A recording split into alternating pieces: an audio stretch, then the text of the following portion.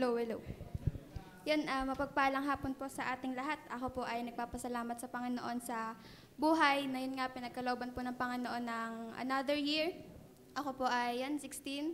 At nagpapasalamat po ako sa Panginoon, yun din, ganun sa kaligtasan na yun yung pinakamagandang regalo na meron ako ngayon, especially din sa bracelet. Ayun ako magpapasalamat sa Panginoon na yun nga nakakapagpatuloy pa.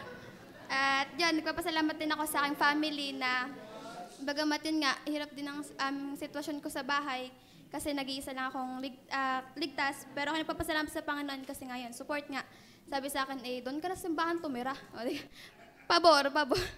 Pero ako nagpapasalamat po sa Panginoon kasi yan nga, iniingatan pa ng Panginoon, ganun din sa kalusugan.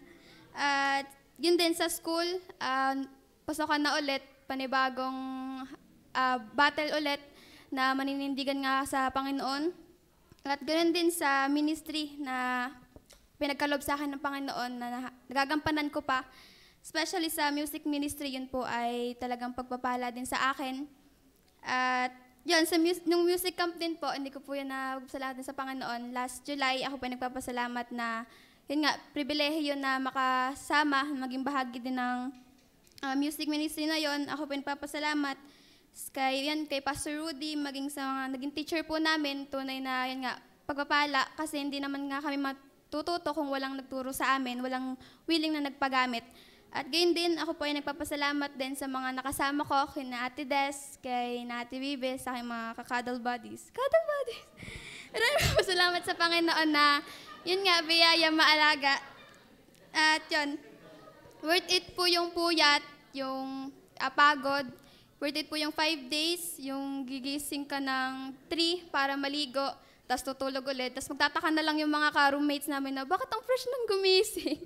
Pero without knowing na yun nga, naligo nga ng 3. Pero ang papasalamat sa Panginoon, yun ay pagpala. At worth it talaga yung hirap doon na ngayon ay nadadala nga dito. At ako ay nagpapasalamat sa Panginoon na nawa nga ay makapagturo din. Na dati ako ay nanonood lang din sa mga natugtog, ngayon ay biyaya na nakakatugtog na nga rin.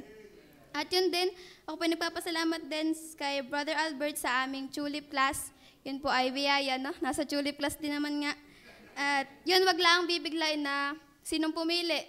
Ang Panginoon, bakit kailan ka pinili before the foundation of the world? Pero ako nagpapasalamat sa Panginoon dahil nga sa kaunawaan din na ganon, na pinagkaloob sa akin ng Panginoon na nakakaunawa nga ng mga ganong doctrine din nga. Yun po, nagpapasalamat po ako sa Panginoon sa lahat ng biyaya.